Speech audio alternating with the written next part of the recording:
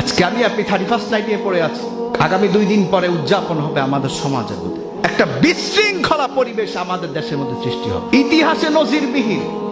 এত নোংরামি, এত নষ্টামি পৃথিবীর অন্য কোনো মুসলিম কান্ট্রিতে হয় কি জানি না, কিন্তু আমাদের দেশে এই নোংরামির একটা ভাস্কর ফুটে উঠবে আমাদের কাছে। আগামী পরশু দিন কোন সংস্কৃতি, কোন সভ্যতা আমাদেরকে থামাইতে পারবে না। প্রতিযোগিতা দিয়ে খারাপের নমুনা দেখা যায়।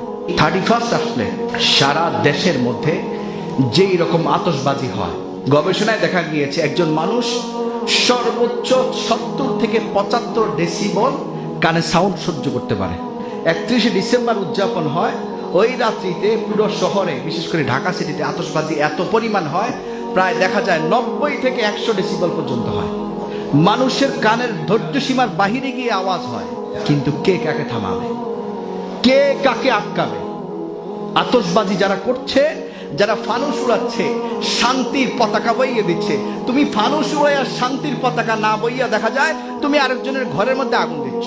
এরকম ফানুস উড়ায় অনেক বাড়িতে আগুন লাগছে, অনেক ফ্যাক্টরিতে আগুন লাগছে, অনেক জায়গায় আগুনে ক্ষতিগ্রস্ত হয়েছে মানুষ। এটা শান্তির প্রতীক নয়, এটা মানুষের প্রতি জুলুমের প্রতীক। এটা নোংরামি, এটা কোনো সভ্যতা হইতে পারে না, এটা নষ্টামি ছাড়া কোনো সংস্কৃতি হইতে পারে না। সারা দেশের মধ্যে একটা নোংরামি দেখবে, কেউ থামাইতে পারবে না।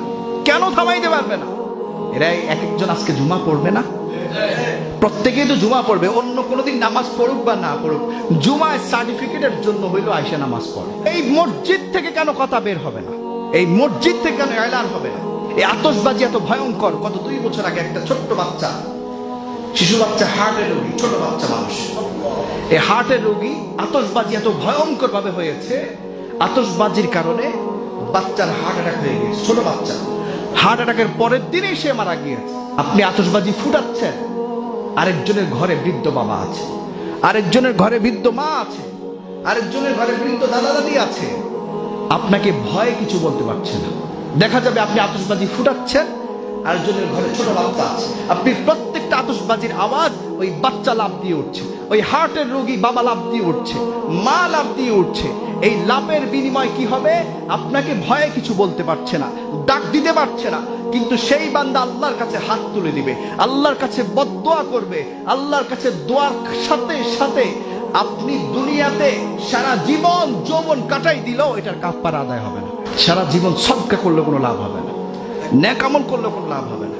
মানুষকে কষ্ট দিয়ে কেউ কোনোদিন উঠতে পারে না। ইতিহাসের পাতায় পাতায় লেখা আছে, সাময়িক উঠতে পারলেও জীবনে সাকসেস হইতে পারবে না।